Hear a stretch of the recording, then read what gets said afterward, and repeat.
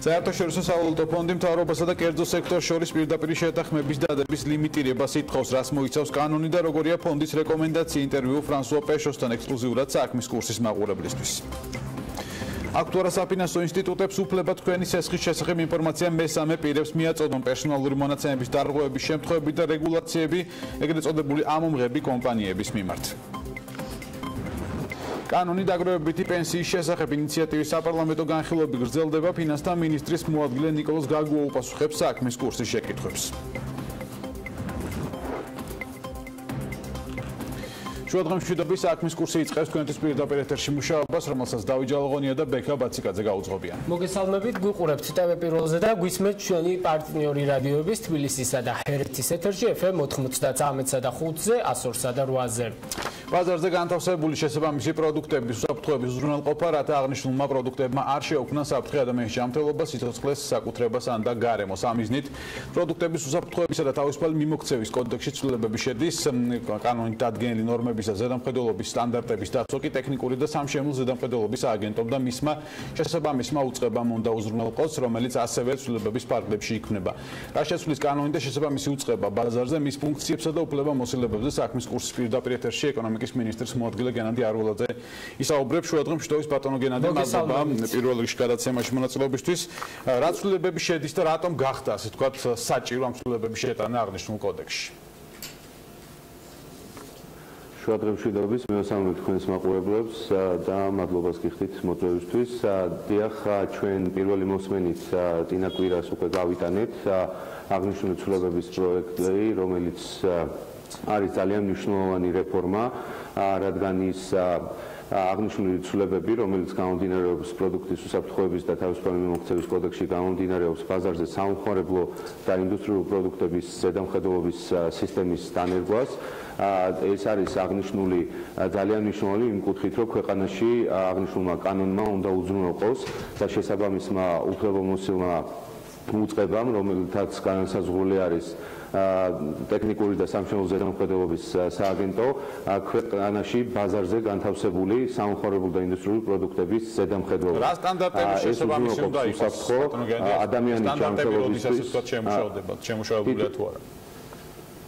დიახ, ეს არის, როგორც მე აღვნიშნე, გამოყოფილი არის ინდუსტრიულ და საომხმარებლო პროდუქტებზე ზედამხედველობას გულისხმობს და ის მოიცავს დაახლოებით 21 დირექტივას, რომელიც ჩვენ ევროკავშირთან ვალდებულება გვაქვს, რის ფარგლებშიც გვაქვს ევროკავშირთან აღებული ვალდებულება, რომ დავაახლოოთ შესაბამისი დირექტივები, რომელიც დაარეგულირებს სხვადასხვა პროდუქტებს ზედამხედველობას. ეს არის 2022 წლამდე ვალდებულება გაწერილი და ჩვენ ეტაპობრივად უკვე კანონის ძალაში შესვლის შემდეგ მთავრობის დადგენილებით მივიღებთ შესაბამის დირექტივებს. ბატონო გენადი, გასაგებია ეს ევროკავშირის დადგენილება, ასე ევროკავშირთან ასოცირების ხელშეკრულება და მისი, ასე ვთქვათ, მის ფარგლებში ნაკისრი ვალდებულებები, მაგრამ გარდა ამისა, რა სიგნალები ჰქონდათ თავად სამომხმარებლო ბაზრიდან, რის გამოც, ასე ვთქვათ, უკვე დაიწყეთ ამ კანონპროექტზე მუშაობა და ამ რეგულაციების შემოღება. თუ შეგიძლიათ გითხრათ ამის შესახებ?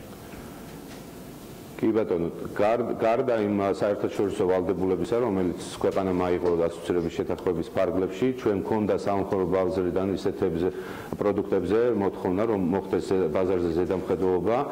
ეს არის სამშენებლო პროდუქტები, ასევე არის სათამაშოები, სხვადასხვა ელექტროტექნიკა და ასე შემდეგ, რომელზეც ფაქტიურად ჩვენ როგორც მომხმარებლებისგან, ასევე გარკვეულწილად ბაზარზე მოთამაშეებისგან ქონდა მოთხოვნა და დაკვეთა ერთგვარი, გარდა იმ საერთაშორისო ვალდებულებისა, როგორც და აი ამ ყველაფრის უზრუნველყოფას, ადმინისტრირებას რა საკადრო რესურსი დასჭირდება, ბატონ გენადი, რამდენად არის წარმოსადგენი, რომ შემოწმდეს თუნდაც აი სათამაშოები ახსენეთ თქვენ ბაზარზე, ანუ შეარჩევთ ალბათ მაღალი რისკის პროდუქციას, მაგრამ როგორ და რამდენად გეყოფათ ამისთვის რესურსი?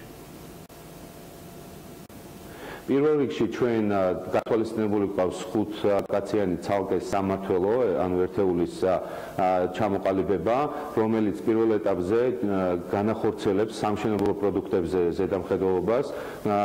აღნიშნული ჩვენ უკვე დაგეგმილი გვაქვს 2019 წლის ბოლომდე შესაბამისი დირექტივა დავნერგოთ და გავქცევდეს სამშენებლო მასალებზე. შემდეგ იქნება ეტაპობრივად იმ პროდუქტებზე, როგორც მოგახსენეთ, რაც გაწერილი გვაქვს ჩვენ ვადებში ევროკავშირთან დაახლოების პროცესში. კონკრეტული ასე ვთქვათ თანამშრომლობის ადამიანი, რომელიც დაჭირდება პირველად არსებობს ევროკავშირის კანონმდებლობით საუბარია, რომ ვთქვათ ინფორმაციის გაცვლა და მიღება მოხდება, იქნება თუ არა ქვეყნების მიხედვით, მაგალითად ქვეყნები, საიდანაც იმპორტირებული პროდუქტი შედარებით საფრთხის შემცველი იყოს და მათი ამ ქვეყნებიდან შემოსული პროდუქტის კონტროლის გაძლიერება, ანუ რა ტიპის კომუნიკაცია იქნება ევროკავშირთან სტანდარტების დანერგვის კუთხითაც და ასევე ინფორმაციის მიმოცვლის კუთხით და როდიდან ამოქმედება ეს კომუნიკაცია? ინფორმაციის საფრთხესთან დაკავშირებით ან სერიოზულ საფრთხესთან დაკავშირებით რომ ინფორმაციის მიღების სხვადასხვა რესურსი არსებობს, მათ შორის არის ერთ-ერთი RAPEX-ი, რომელიც ევროკავშირის წევრ ქვეყნებში საერთაშორისო და აპრობირებული IT პლატფორმაა, სადაც ხდება სხვადასხვა საერთაშორისო ბაზრებზე დაფიქსირებული შეუსაბამობების სხვადასხვა პროდუქტის და საფრთხეს მატარებელი პროდუქტების შესახებ ინფორმაციის განთავსება, აღნიშნულ პროდუქტთან დაკავშირებით, რა თქმა უნდა, ჩვენ რეაგირებას მოვახდენთ უკვე, როდესაც მსგავსი პროდუქტი შემოვა იმპორტზე, ან ბაზარზე განთავსება შეეცდება და მეორე ნაწილი არის საბაჟოებს შორის თანამშრომლობა, სხვადასხვა სახელმწიფოებს შორის, როდესაც მოხდება საბაჟოებს შორის ინფორმაციის გაცვლა და ასევე არის ის ინფორმაცია, რომელიც შეიძლება ნებისმიერი სუბიექტისგან სააგენტო მიიღოს. გარდა ამისა, ჩვენ შევიმუშავებთ ყოველწლიურად რისკების შემცველ გეგმას, სადაც იქნება კონკრეტული საწარმოები და ობიექტები განსაზღვრული და მოხდება მათი მონიტორინგი და შემოწმება. ბატონო გენადი, არის ასეთი კითხვაც, თქვენ ძალიან სათამაშო ახლა ერთ-ერთი პროდუქტი, რომელსაც შეიძლება მომეტებული საფრთხე ახლდეს თან და რისკი შემცველი იყოს, მაგრამ როგორ მოხდება და როგორ განისაზღვრება, რა შემთხვევაში შეიძლება იყოს შექერებული სარეალიზაციო და რა შემთხვევაში მოხდება საერთოდ გამოთხოვა, იმიტომ რომ კანონპროექტში ჩანაწერია, რომ შეიძლება უკვე გასხვისებული სულ დაბრუნებაც მოხდეს. აი ამ კატეგორიებზეც გითხარით უფრო გასაგებად. კი ბატონო, სამი კატეგორიის ღონისძიება არსებობს. ეს არის როდესაც ტექნიკური შეუსაბამობა აქვს პროდუქტს, მაგ შემთხვევაში ხდება რეალიზაციის შეჩერება და გარკვეული გონივრული ვადა ეცემა ამ ოპერატორს, რომ გამოასწოროს და გამოსწორების შემდეგ უკვე მას შეიძლება ის განათავსოს ბაზარზე. რაც შეეხება საფრთხეს, საფრთხის შემცველი პროდუქტი, რომელიც მატარებელია საფრთხის ადამიანის ჯანმრთელობის საკუთრების გარემოსთვის და სიცოცხლისთვის, მაგ შემთხვევაში ხდება უკვე იდენტიფიცირება, ეს საფრთხე თუ რა ტიპის საფრთხეები შეიძლება იყოს, განისაზღვრება სპეციალური წესით, მთავრობის დადგენილებით, მას შემდეგ რაც კანონს მივიღებთ და შემდეგ შესაბამისად მოხდება მომხმარებლისგან ამ შემთხვევაში ამოღება, როდესაც საფრთხე შეიცავს პროდუქტი უკვე ოპერატორებისგან, სადაც ის განთავსებულია ბაზარზე და არის ამოღება, გამოთხოვა უშუალოდ მომხმარებლისგან, როდესაც სერიოზული საფრთხის მატარებელი არის ეს პროდუქტი. კიდევ ერთ თემაზე გვინდა საუბარი, ამიტომ ბოლოს შეკითხვას დაგისვამთ ამ რეგულაციებთან და ცვლილებებთან დაკავშირებით. შესაბამისი ლაბორატორიულ კონტროლსაც ითვალისწინებს ცვლილებები, ეს ლაბორატორიული ინფრასტრუქტურა თუ არის დღეს ქვეყანაში შესაბამისად გამართული და მოწყობილი თუ ამ მიმართულებითაც გარკვეული სამუშაოს ჩატარება მოგიწევთ? გარკვეული მიმართულებების ლაბორატორიები, როგორც მოგეხსენებათ, არის ქვეყანაში გარკვეულწილად, სადაც ჩვენ ლაბორატორიული კვლევები ვერ ხორციელდება საქართველოში, მაგ შემთხვევაში ჩვენი მეზობელი ქვეყნებისგან, იგივე თურქეთისგან და ევროკავშირის სხვადასხვა ასევე სახელმწიფოების შესაბამის ლაბორატორიებში ხდება აღნიშნული ნიმუშების გაგზავნა და შემდეგ ლაბორატორიული კვლევა. თუმცა კი ბატონო, გეთანხმებით, რომ ამ მიმართულებითაც ბევრი სამუშაო იქნება გასატევი, თუმცა ეს არის ასევე კერძო სექტორის მიერ ინვესტირების საკითხი. გასაგებია და ბატონ გენადი, ჩვენ უნდა დაგემშვიდობოთ, მაგრამ აქვე ერთი ძალიან მოკლე შეკითხვა, ინდოეთთან თავისუფალი ვაჭრობის პერსპექტივებზე მინდა კითხოთ, მე მგონი კვლევაზეც მუშაობდა მთავრობა, რა ეტაპზეა ეს საკითხი, ორი სიტყვით რო გითხრათ, წელს ველოდოთ რაიმე სიახლეს ამ მხრივ. კი ბატონო, ინდოეთთან ჩვენ წლის ბოლოს დავასრულეთ წინასწარი შეფასების კვლევა თავისუფალი ვაჭრობის შეთანხმებაზე, სადაც გარკვეული შედეგები დაიდო. ეხლა ჩვენ ინდოელ მხარესთან ერთად მუშაობთ, რომ აღნიშნული ერთობლივი კვლევა ოფიციალურად გამოვაცხადოთ დამთავრებულად, დასრულებულად და შემდეგ დავიწყოთ განხილვები საზოგადოებაში იმ შესაძლო ბენეფიტებთან დაკავშირებით, რომელიც შეიძლება მოუტანოს აღნიშნულმა თავისუფალი ვაჭრობის შეთანხმებამ ორივე ქვეყანას. გასაგებია, დიდი მადლობა. უკვე ჩვენ თავრობებისგან მივიღებთ მანდატს დაწყებასთან დაკავშირებით. დიდი მადლობა გენადი აროლაძე, ეკონომიკის მინისტრის მოადგილე, პასუხობდა ჩვენ შეკითხვებს. ვაგრძელებთ დაგროვებითი პენსიის შესახებ კანონის პროექტს. დღეს საფინანსო საბიუჯეტო კომიტეტზე განიხილავენ.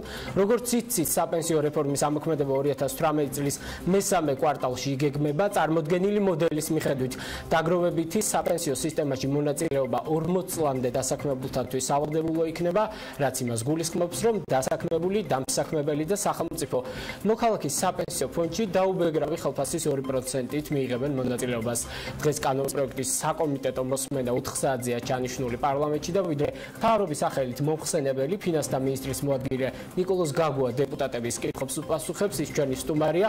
მოგესალმებით ბატონო ნიკოლოზ, თავდაპირველად ერთი დაზუსტება, ასე ვთქვათ, რადგანაც ახლა პირველი მოსმენით მიმდინარეობს კანონპროექტის განხილვა პარლამენტში, თქვენ როგორ ფიქრობთ, ვიდრე უკვე დასკვნით სამუშაო დოკუმენტზე გადახვალთ, იქნება ცვლილებები და რა სახის აი ამ პროცესში, რას ელოდებით?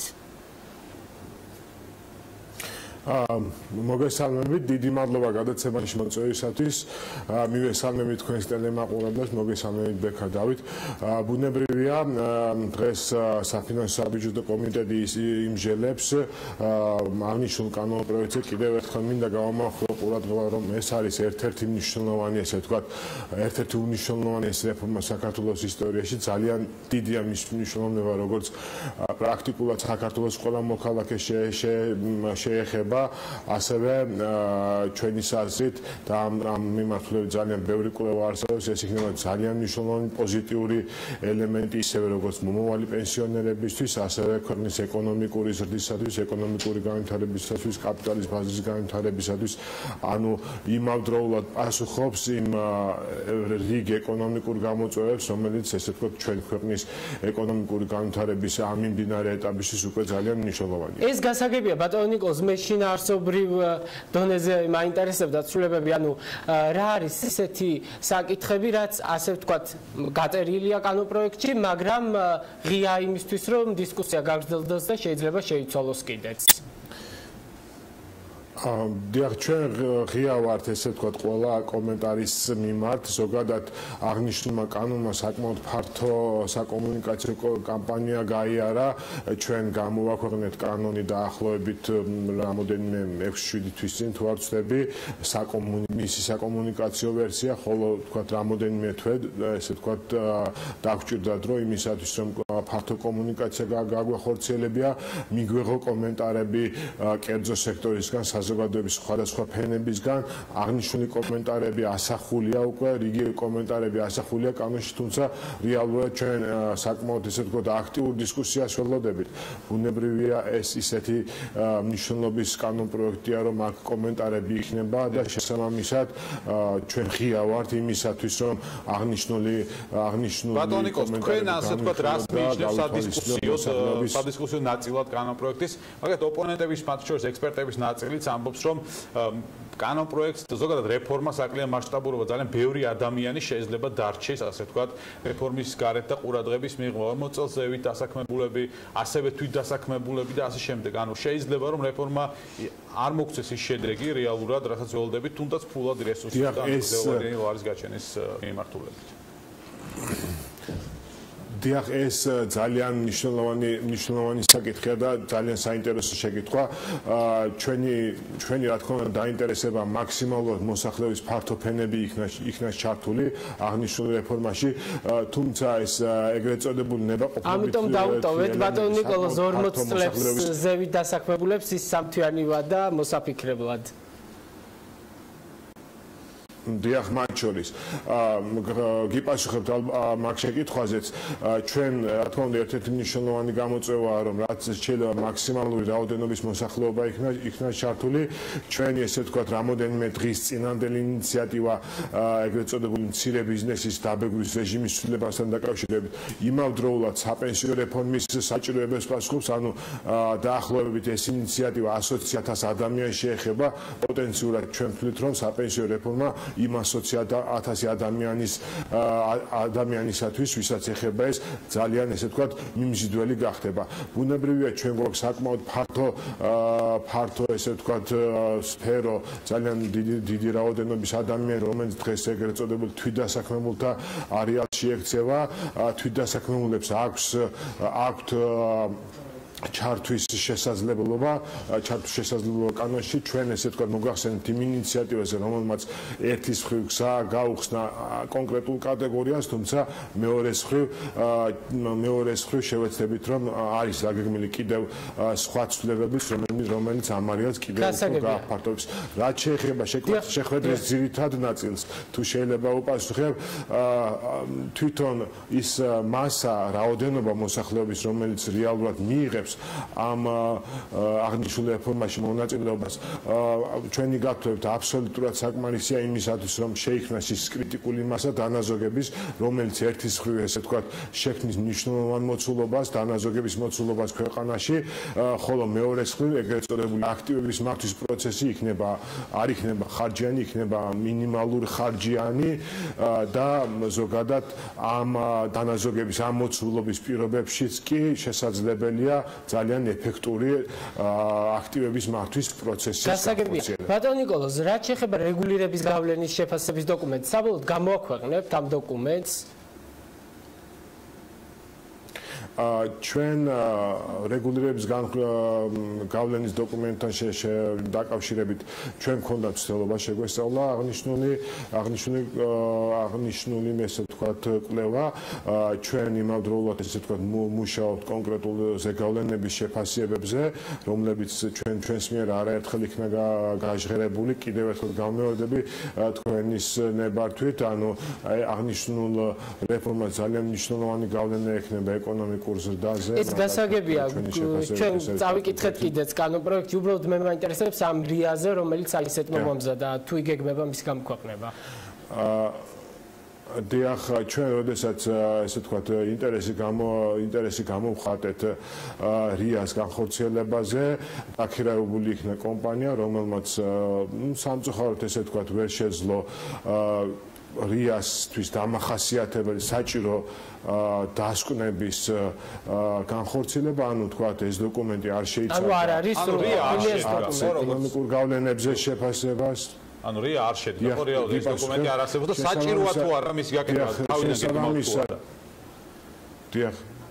კი ბატონო, შესაბამისად ეს დოკუმენტი არ შეიცავს იმ გავლენების შეფასებას, რომელიც რეალურად რიას შემადგენელი ელემენტია.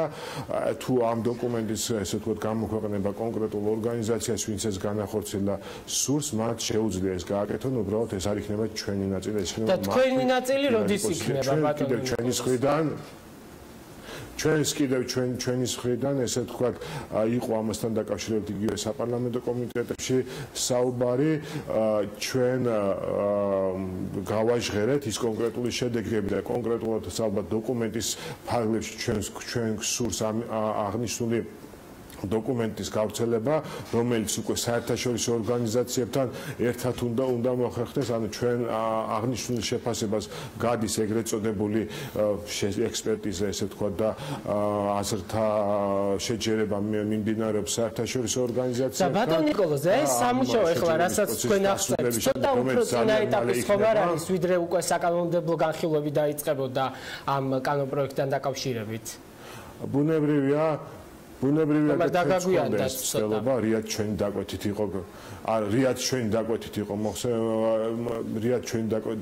იყო ესე ვთქვათ წარმოწებული, მაგრამ მინდა ასევე ყურადღება გავამახვილოთ იმ გარემოებებზე, რომ მსოფლიოში თქვათ აი არსებობს უამრავი საკმაოდ კვალიფიციური ორგანიზაციების კვლევა, თუ რამდენად მნიშვნელოვანია დაგროვებით საპენსიო სისტემა ეკონომიკის ზრდისათვის. ეს არის როგორც ესე ვთქვათ, განვითარებული ქვეყნების მაგალითზე შესწავლილი, განვითარებადი ქვეყნების მაგალითზე შესწავლილი ათეულობით ესეთი კვლევა არსებობს, რომელიც ვისაც აინტერესებს ზოგადად თუ რას მოუტანს ესე ვთქვათ ქვეყანას აღნიშნული რეფორმა, აღნიშნული კვლევები, აღნიშნული პეიპერები აშკარად და ცალსახად ესე ვთქვათ მიუთითებენ მისი დადებით გავლენის შესახებ ეკონომიკურ განვითარებაზე, ეკონომიკურ ზრდაზე, დასაქმებაზე, მცირე და საშუალო ბიზნესზე და ხშირად ამბობენ რომ ეს მცირე და საშუალო ბიზნესი ამით ვერ იბატონო, თუმცა კარგი იქნება თუ ჩვენი ქვეყნის მაგალითზე იქნება მორგებული თქვათ რეგულირების შეფასების დოკუმენტი. ბატონო ნიკოლოზ, ბოლოს შეკითხვა და უნდა დავასრულოთ. სადაზღვევო კომპანიები ითხოვენ ასე ვთქვათ შეღავათებს და ჩართვა საპენსიო რეფორმაში, რომ მათი პოზიციაც არის რომ მასშტაბურობა ამით გაიზრდება და შესაბამისად ვთქვათ მოსახლეობისთვის იქნება მეტი სარგებელი. თქვენ რას ფიქრობთ ამასთან დაკავშირებით? შეთავაზება ქონდათ მათ მთავრობის მიმართ, რა პასუხი გაქვთ დღეს?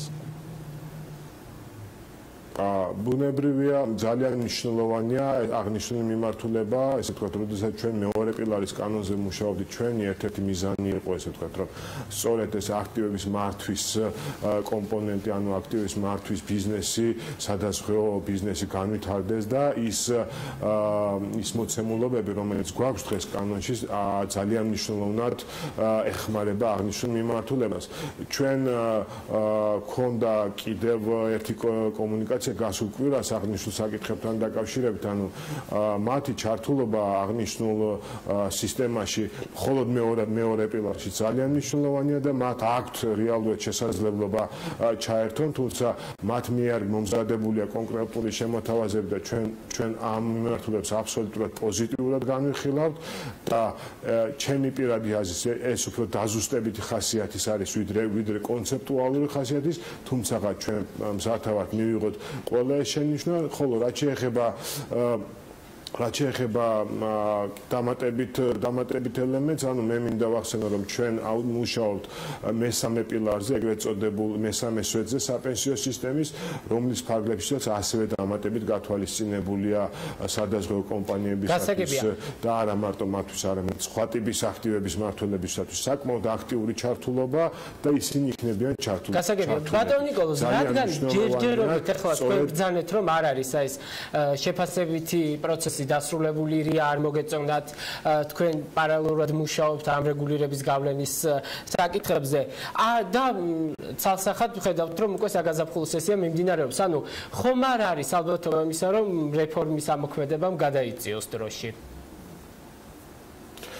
რიას მე არ მithქვამს, რომ ჩვენ შეფასების პროცესი ჯერ არ დასრულებულა, ჩვენ ცნიერ განხორციელებულია შეფასება, ამ შეფასებების შედეგები მოგახსენეთ, შემიძლია კიდევ ერთხელ განვმეოროთ, თუმცა თქვა არ წაგართმევთ აღნიშნული გადაცემის ესე ვთქვა ძვირადღირებულ დროს, დასრულებული აღნიშნული შეფასებები, გარკვეულწილად ესე ვთქვა ექსპერტიზას გადის, რომელიც ძალიან ესე ვთქვა მოკლევადიანი უნდა იყოს, ჩვენ შეგვიძლია შემდეგ კვირაში მათ შორის შევთავაზოთ დაინტერესებულ მხარებს, იგივე საპარლამენტო ოპოზიციას, რომ ეს შეგვიძლია განვიხილოთ, ყველა შედეგები ის მეთოდოლოგიების დონეზე, რა მეთოდოლოგიებიც დაეყნო აღნიშნულ შეფასებას, რაც მთავარია, მინდა კიდევ ერთხელ ხაზი გაუსვა, რომ ჩვენ გვაქვს შეფასებები და აღნიშნული შეფასებები მხოლოდ პოზიტიური გავლენებზე მიუთითებს.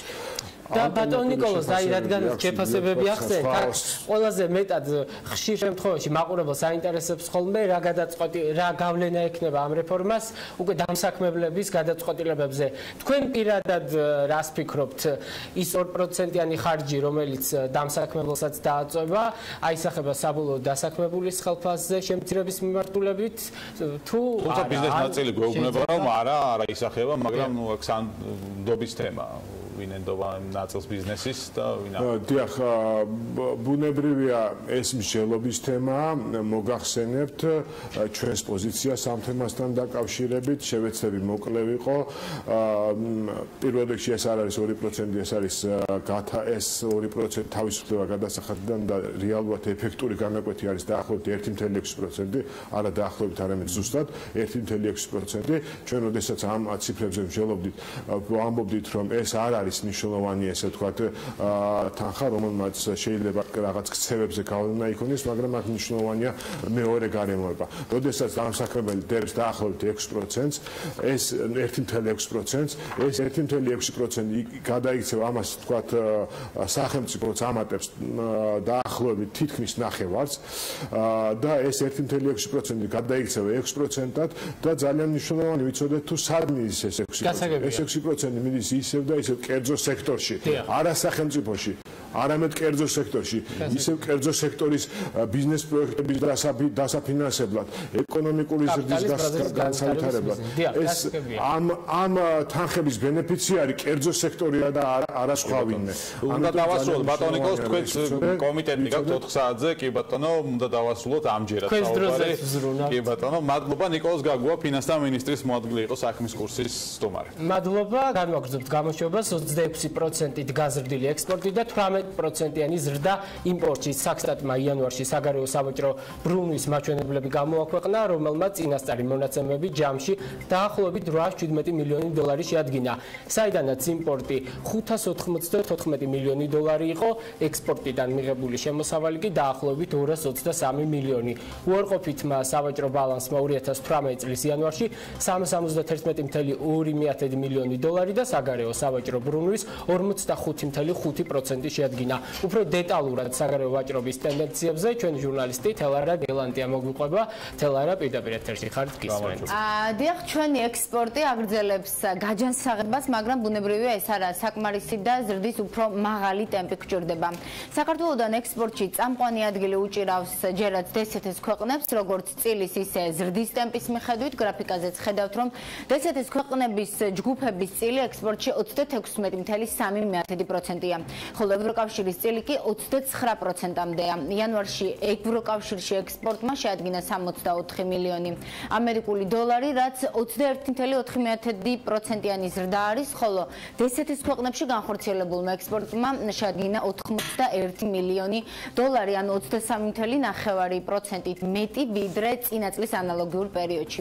რაც შეეხება იმპორტს, იანვარში დსთ-ს ქვეყნებიდან სულ იმპორტირებული იქნა 225 მილიონ დოლარამდე დოლარის საქონელი, ანუ 44.4%-ით მეტი ვიდრე წინა წლის ანალოგიურ პერიოდში იყო, ხოლო ევროკავშირიდან იმპორტი გაზრდილია მცირედით 1.2%-ით 157 მილიონ დოლარამდე. თელარო, უმსხვილესი სავაჭრო პარტნიორ ქვეყნებში რა სურათი გვაქვს, ნაკლებად სავარაუდოა, რომ არსებითი ცვლილება იყოს. ასეც არის ბექა, იანვარში 10 უმსხვილესი სავაჭრო პარტნიორი ქვეყნების წილმა საქართველოს მთლიან საგარეო სავაჭრო ბრუნვაში 69% შეადგინა, სათავეშია ტრადიციულად თურქეთი 112 მილიონი დოლარით, მეორე პოზიციაზეა რუსეთი 94 მილიონით, რომელსაც ოდნავ ჩამორჩება მეზობელი აზერბაიჯანი 91 მილიონი აშშ დოლარით. საექსპორტო ქვეყნების ათეული სამეულშიც თურქეთი, რუსეთი და აზერბაიჯანი ლიდერობენ. აღსანიშნავია, რომ მეოთხე პოზიციაზე ამერიკის შეერთებული შტატები, სადაც იანვარში 20 მილიონი დოლარის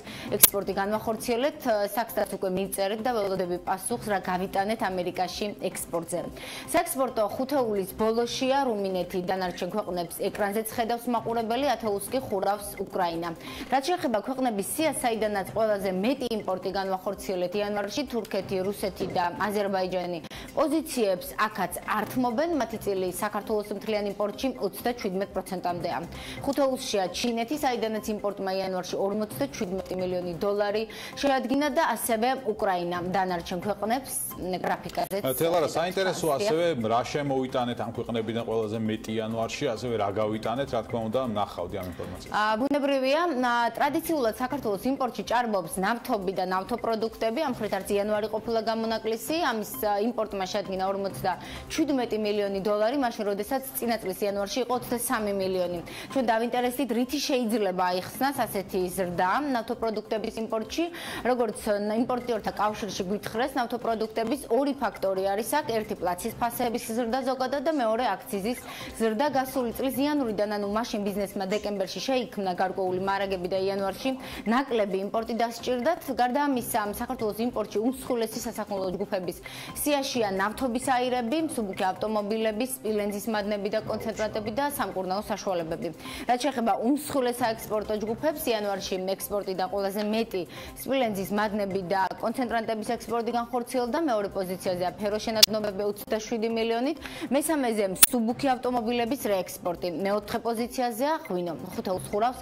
აქაც ნავთობის და ნავთობპროდუქტების ექსპორტი, საქსტატის მიხედვით იანვარში 11 მილიონი დოლარის ექსპორტი განხორციელდა. დავინტერესდით ეს ექსპორტია თუ რეექსპორტი, რადგან გასული წლის იანვარში მხოლოდ 9 მილიონ დოლარს შეადგენდა აღნიშნული ჯგუფის ექსპორტი, როგორც იმპორტიორთა კავშირში გვითხრეს, ასევე სავარაუდოდ რეექსპორტთან გვაქვს საქმე, რადგან ნედლი ნავთობის მოპოვებამ საქართველოში მცირეა, გადამუშავება ხომ მით უმეტეს არ გვაქვს. მოკლედ, ასეთია საქსტატის წინასწარი მონაცემები იანვარში საქართველოს ექსპორტ-იმპორტის სტრუქტურაზე რიცხვებში. დიდი მადლობა, თელარა, დეტალური ინფორმაცია. საინტერესო ისე საქსტატს მისწერა უკვე თელარამ, როგორც გითხრა, ამერიკის შეერთებულ შტატებში რისი ექსპორტი განახორციელა. ინფორმაცია BMG-ის ცოდნის ექსპორტი განახორციელა თელარა.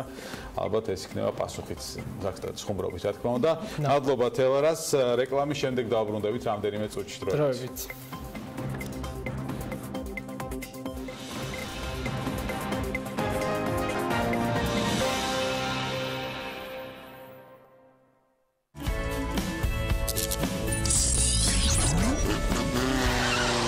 გადაცემის სპონსორია ფრეგო. გონივრული გადაწყვეტილება თქვენი ავტომობილისთვის. გადაცემის სპონსორია როსალი. როსალი. ნატურალური ბელგიური შოკოლადი.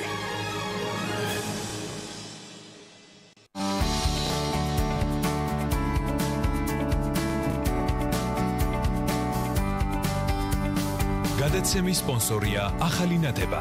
ახალი ნათება მე ვირჩევ სინათლეს.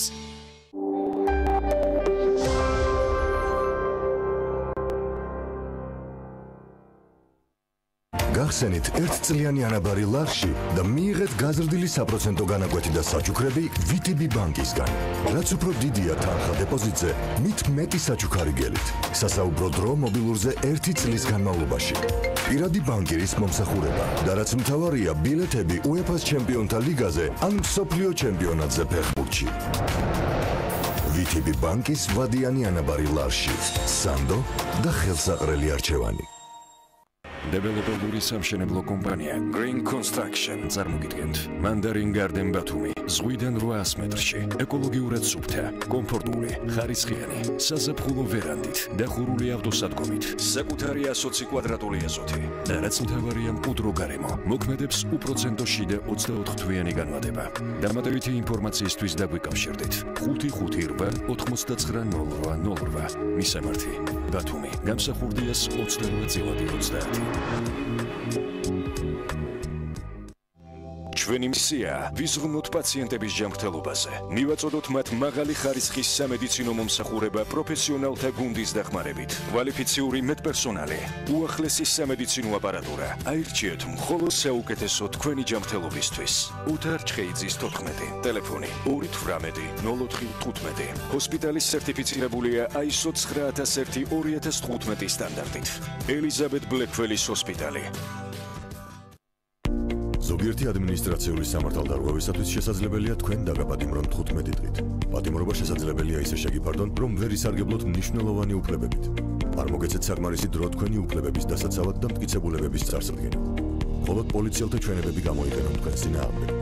ვერ ისარგებლოთ დაცვის უფლები. მოსამართლემ შესაძლოა ისე მიეჩნიოთ სამართალდამორღვევად, რომ არ იხელმძღვანელოს გონივრულ ერთის მიღმა სტანდარტი. შევცვალოთ კოდექსი, რომელიც ჩვენს უფლებებს სარგობს. შეიძლება ამბობენ, რომ ყვავილი ყველა ქალს არ უყვარს, მაგრამ როდესაც ჩუქნი ამელის თაიგულს, ურთიერთობა განსაკუთრებული ხდება. ყვავილების მაღაზია ამელი.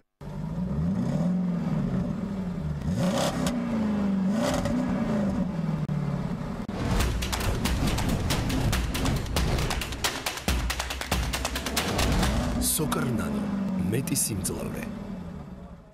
ადამიანის უფლებათა ცენტრი უფასო იურიდიულ დახმარებას გაუწევს ქალ და არასრულწლოვან პატიმრებს უფლებების დარღვევის ფაქტებთან დაკავშირებით. მისამართი თბილისი, აკაკი გახოკიძის 11-ია, მესამე სართული, ანდარეკეთ ცხელხაზზე, 238 46 48, 245 45 33.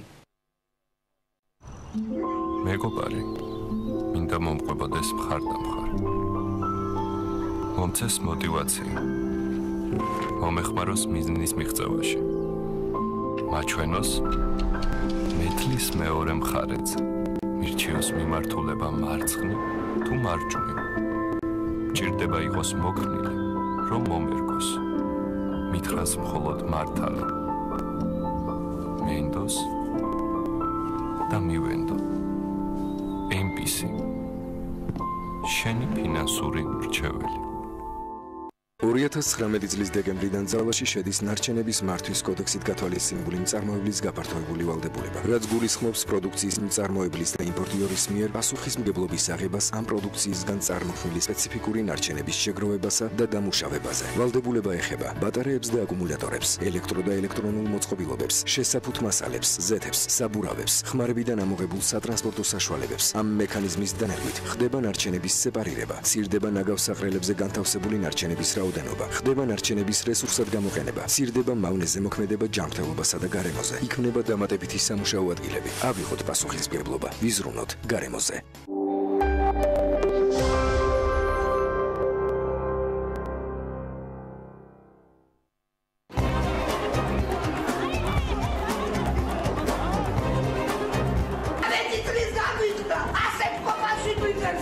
სრულიად ჯანმრთელი შემოვიყვანეთ. მის შემდეგ 5 თვეა ბავშვი არის კომაში. ექიმები, პაციენტები და სახელმწიფო. სამედიცინო საქმიანობა საქართველოში. 174 საქმე, რომელიც პროფესიული განვითარების საბჭომ განიხილა. 200-ზე მეტი წერილობითი გაფრთხილება. 100-მდე შეჩერებული სერტიფიკატი, რამდენიმე თვით შეჩერებული სტატუსი. არის თუ არა სტატისტიკა საგანგაშო. ექიმების კვალიფიკაცია და განათლების ხარისხი. სად უნდა ვეძებოთ პრობლემის საფუძველი? დღეს საღამოს 8-ზე ხალხის პოლიტიკაში. ქართველმა ექიმმა შვილი გადაურჩინის სიკვდილს. დედა დამეყუპა ექიმების დაუდევრობით.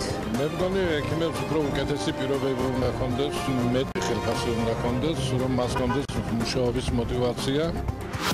უსმენთ ჯანდაცვის სექტორის წარმომადგენლებს, ექიმებს, ექსპერტებს და პაციენტებს, რომელთაც უშუალო შეხება ჰქონდათ ექიმებთან საქართველოში და საზღვარგარეთ და პირდაპირ ეთერში საკუთარ ისტორიებს მოყვებიან. დღეს საღამოს 8-ზე ხალხის პოლიტიკა გთავაზობთ თემას, რომელიც თითოეულ ჩვენგანს აინტერესებს. როგორია ჯანდაცვის ხარისხი საქართველოში, ქვეყანაში, რომელიც მოწინავეა მსოფლიოში ექიმების რაოდენობით.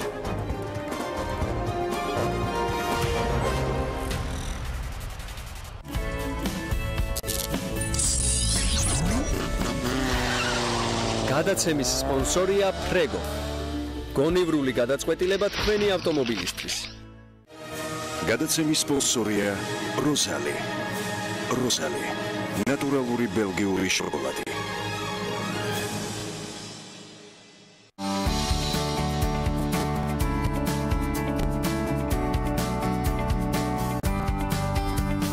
გადაცემის სპონსორია ახალი ნათება. ახალი ნათება მე ვირჩევ სინათლეს.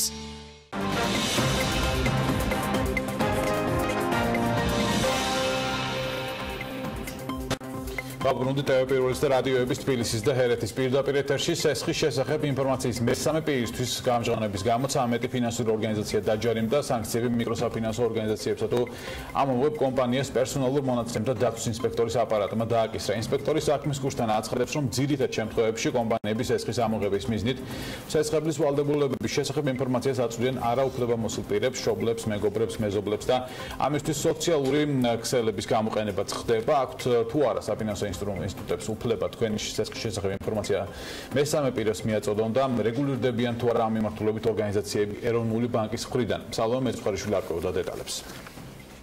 სახლის ზომაზეც დაურეკავთ, დედაჩემხანას დაურეკავთ, ანუ არ მინდა. რატი კაციტაძე ერთადერთი არაა, ვისი სესხის შესახებაც ინფორმაცია საფინანსო თუ ეგრეთ წოდებულმა ამომღებმა კომპანიებმა მესამე პირს მიაწოდეს.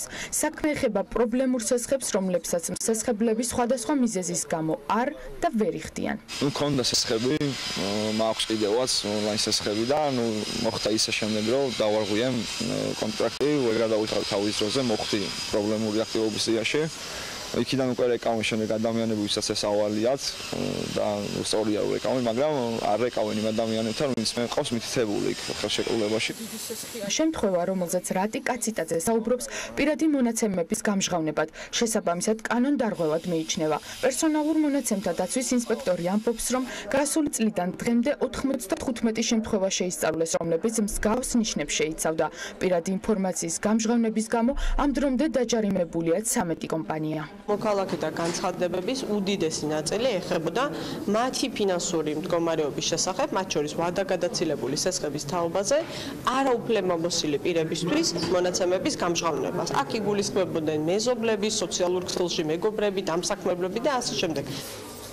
ეგრეთ წოდებული ამომღები კომპანიების საქმიანობას ეროვნული ბანკი არ არეგულირებს. უცხებაში განმარტავენ, რომ ასეთი შემთხვევების გადამისამართება პერსონალურ მონაცემთა დაცვის ინსპექტორთან ხდება. მიკროსაფინანსო ორგანიზაციები ვადაგადაცილებული დავალიანების მართვისას ხელმძღვანელობენ მომხმარებელთან შეთანხმებული ხელშეკრულების საფუძველზე. ის თუ რამდენად თანაბრძოლმიერი და პროპორციულია ხელშეკრულებით მინიჭებული უფლებამოსილება გამსესხებლის მიზნებთან, ამოიღოს გაცემული სესხი. ამის შეფასება სცილდება საქართველოს ეროვნული ბანკის უფლებამოსილებას. ტრიბა ერთ-ერთია იმ კომპანიებს შორის, რომლებიც სხვა მომსახურებებთან ერთად სესხის ამოღებაზეც მუშაობენ. ჩვენ გვაქვს ვალდებულება ჩვენი დამკვეთის რეპუტაციას გაუფრთხილდეთ და რისკებს. კომპანიის იურისტი იმ შემთხვევებს განმარტავს, როდესაც სესხის ამოღების დროს მესამე პირთან დაკავშირება ხდება. ნოტარ ზარქო ამბობს, რომ გადაცდომები ფიქსირდება, თუმცა ძირითად შემთხვევებში მესამე პირის ჩართვა მხოლოდ იმ მიზნით ხდება, რომ მსესხებელთან დაკავშირება მოხდეს. თუ თავდები არის მაშინ მიდის საუბარი თავდებთანაც, რომ სესხის გადახდა მოდის, თუ არ მოხდება გადახდება, რა პასუხისმგებლობები დაეკისრება და თუ თავდები არ არის და საკონტაქტო პირია, მასთან კონტაქტი ხდება მხოლოდ დაკავშირების მიზნით. საქართველოს მიკროსაფინანსო ასოციაციის იურიდიული კომიტეტის თავმჯდომარე განმარტავს, რომ რეალურად პირის დავალიანების შესახებ ინფორმაციის მიღება მხოლოდ რამდენიმე უწყებას აქვს და ისიც უმეტესად სასამართლოს ნებართვით. ალიანს ჯგუფის ხელმძღვანელი კი, რომელიც ამ სფეროში რამდენიმე წლის წინ მუშაობდა, ფიქრობს, რომ ეგრეთ წოდებული ამომღები კომპანიების რეგულირებაა საჭირო. კანონმდებლობა ასევე აზუსტებს, რომ ორგანოებს, რომელსაც შეუძლიათ მიიღონ ინფორმაცია სესხების შესახებ. ეს შესაძლებელია იყოს, რა თქმა უნდა, საქართველოს ეროვნული ბანკი. კანონმდებლობით გათვალისწინებულ შემთხვევაში ეს შეიძლება იყოს ფინანსური მონიტორინგის სამსახური და ასევე კანონმდებლობით გათვალისწინებულ შემთხვევაში ეს შეიძლება საგადასახადო ორგანო. ვინაიდან ეს ამოღები კომპანიები არ არიან რეგულაციების ქვეშ მოქცეული, თავისუფალი მოედანი აქვს, რასაც უნდა იმას აკეთებენ, ოღონდ თანხა ამოიღონ. ვინაიდან მათი საკომისიო დამოკიდებულია ამოღებულ თანხაზე. უნდა დარეგულირდეს თამაშის წესები, ცალკე ჩარჩოში უნდა მოექცეს, რაღაც სტანდარტი შემუშავდეს მათი საქმიანობის. პერსონალურ მონაცემთა დაცვის ინსპექტორის აპარატში განმარტავენ, რომ პირადი მონაცემების მესამე პირის გამჟღავნებისთვის ჯარიმა პირველ ჯერზე 500-დან 1000 ლარამდე მერყეობს. განმეორების შემთხვევაში კი სანქცია შესაძლოა 3000 ლარამდე გაიზარდოს. განვაგრძობთ კერძო საჯარო პარტნიორობის შესახებ კანონის შექმნის შემდეგ საერთაშორისო სავალუტო ფონდი მთავრობასა და კერძო სექტორს შორის პირდაპირ შეთანხმებების დადების ლიმიტირებას ითხოვს. რას მოიცავს კანონი და როგორია ფონდის რეკომენდაცია კონკრეტულად? ამასთან რა დაშვებებს დაუტოვებს ფონდის პროგრამა ენერგეტიკულ პროექტებს? ამ შესახებ საქართველოში სავალუტო ფონდის წარმომადგენლობის ხელმძღვანელს ფრანსუა პეშოს ექსკლუზიურად საქმის კურსისთვის ნინო კვინტრაძე ესაუბრა. საერთაშორისო სავალუტო ფონდის პროგრამის დამტკიცებისთვის ფონდის ერთ-ერთი რეკომენდაცია ეხებოდა კერძო საჯარო პარტნიორობით განხორციელებულ პროექტებს. დღეს კანონი მსგავს პროექტებზე უკვე დაწერილია, თუმცა ასევე გვახსოვს რეკომენდაცია, რომელიც დაკავშირებული იყო მთავრობასა და კერძო სექტორს შორის პირდაპირ შეთანხმებებთან. ფონდი მსგავსი შეთანხმებების შეზღუდვას ითხოვს. თუ შეგიძლიათ გითხრათ, რა ალტერნატივას განიხილავთ? როგორც იცით, მთავრობამ პარლამენტში წარადგინა კანონი კერძო საჯარო პარტნიორობის შესახებ, რაც გულისხმობს კერძო სექტორის მონაწილეობას მსხვილ ინფრასტრუქტურულ პროექტებში, ისე რომ ფისკალურმა პოლიტიკამ მდგრადობა შეინარჩუნოს. კანონს საკმაოდ ბევრი ნაწილი აქვს, თუმცა ნება მომეცით დავასახელო რამდენიმე მათგანი. პირველ რიგში ის ხელს უწყობს გამჭვირვალობის და კონკურენციის ზრდას, ასევე ზრდის გამჭვირვალობას კონკრეტული პროექტის შეფასებისას. პირდაპირ შეთანხმებები კი, რომელიც კანონის სამუშაო ვერსიაშია მოცემული, შესაძლოა ხელშემშლელი იყოს გამჭვირვალობისა და კონკურენტული გარემოსთვის. როდესაც საკითხი მთავრობასთან განვიხილეთ, მთავრობამ გადაწყვიტა, რომ მაქსიმალურად შეამციროს მსგავსი შეთანხმებების არსებობა. თუმცა მაშინ რა სახე უნდა ჰქონდეს კერძო საჯარო პარტნიორობით განხორციელებულ პროექტებს, მაგალითად ეს უნდა იყოს ღია ტენდერი? როდესაც მთავრობა წარადგენს კონკრეტულ პროექტს, ყველა კომპანიას უნდა ჰქონდეს შესაძლებლობა, რომ ჩაერთოს კონკურენციაში და დადოს საკუთარი ბიჯი. თუმცა ხანდახან პირველი ნაბიჯი მოდის კერძო სექტორიდან და სწორედ ისინი არიან კონკრეტული პროექტის ინიციატორები და ავტორები. ამ შემთხვევაში მთავრობა შეუძლია განიხილოს პროექტი და შემდეგ მის განხორციელებაზე შექმნას კონკურენტული გარემო. კერძო სექტორი და განსაკუთრებით ენერგეტიკის დარგი ამბობს, რომ კანონი კერძო საჯარო პარტნიორობის შესახებ შეამცირებს ინვესტიციებს დარგში. ჩვენ ვიცით, რამდენად მნიშვნელოვანია ქვეყნისთვის ენერგეტიკული პროექტები. კერძო სექტორი კი ამბობს, რომ პროექტის განსახორციელებლად მთავრობისგან გარკვეული გარანტიები სჭირდებათ. კერძო საჯარო პარტნიორობის შესახებ კანონი არის სახელმძღვანელო მთავრობისთვის იმასთან დაკავშირებით, თუ როგორ უნდა დაარეგულიროს საკუთარი თანამონაწილეობა პროექტში კერძო სექტორთან ერთად, როგორ გაიზიაროს რისკი კერძო სექტორთან ერთად და თუ როგორი კომუნიკაცია უნდა დაამყაროს მოსახლეობასთან ამ პროექტებზე. ასე მაგალითად, ფინანსთა სამინისტრო უნდა აკეთებდეს ანალიზს კერძო საჯარო პარტნიორობით განხორციელებულ პროექტებზე და თუ მივა დასკვნამდე, რომ კონკრეტული პროექტი არაა სასარგებლო, მას შესაძლებლობა აქვს, რომ ეს პროექტი არ მიიღოს. ახალ პროგრამაში ჩადებული იყო, რომ გარანტირებული შესყიდვების შესახებ შეთანხმებები ელექტროენერგიაზე უნდა შეიზღუდოს, მანამ სანამ არ დასრულდება მუშაობა კერძო საჯარო პარტნიორობის პროექტების კანონზე. კერძო სექტორი სწორედ ამ შეთანხმებების შეზღუდვაზე მიუთითებს.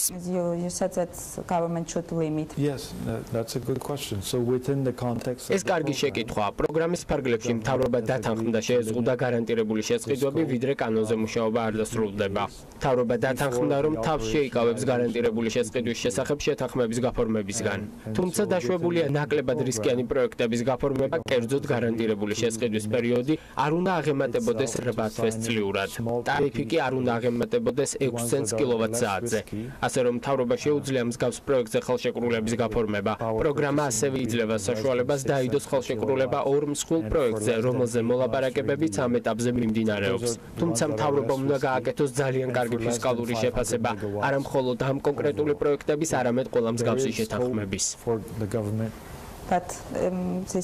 თუმცა ეს მხოლოდ ორი პროექტია. გვაქვს შედარებით მცირე ზომის ჰესებიც, რომლებიც არ არის ისეთი მსხვილი, როგორიც მაგალითად ნამახვან ჰესია. თუ კი სხვა პროექტები ვერ დგებიან შემოთავაზებულ ფორმატში, რაც გულისხმობს 6 ცენტზე ნაკლებ ტარიფს და გარანტირებულ შესყიდვას 8 თვის განმავლობაში წლიურად, მაშინ დიახ, უნდა იყოს შეზღუდვა.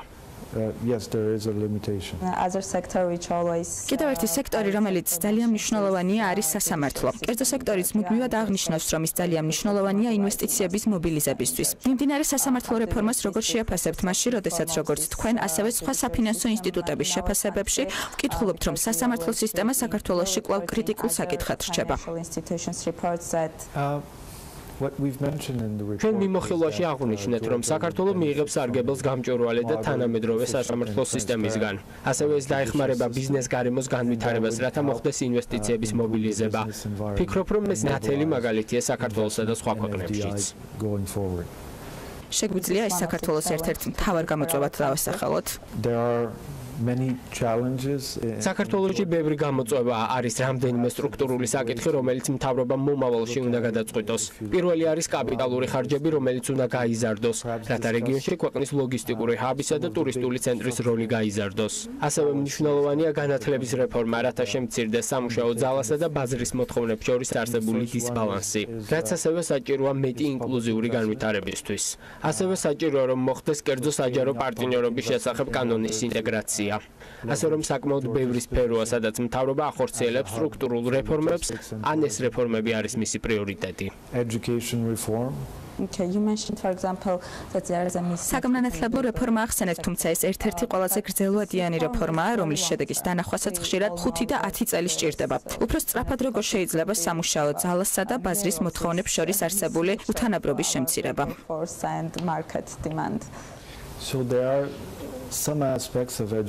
განათლების რეფორმას რამდენიმე ფაქტორი აქვს, რომელსაც შეუძლია შეამციროს ეს შეუსაბამობა.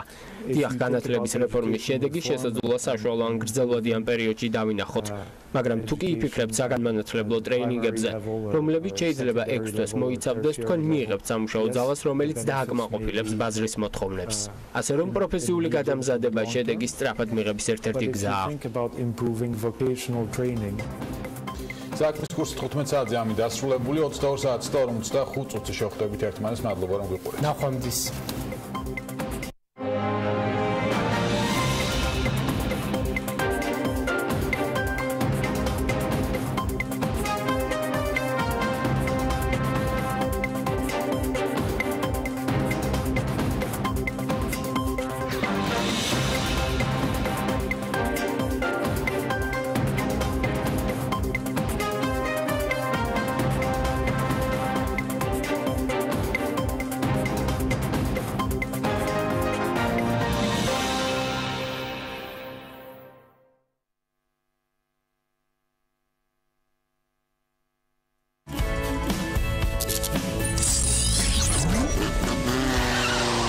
გადაცემის სპონსორია ფრეგო.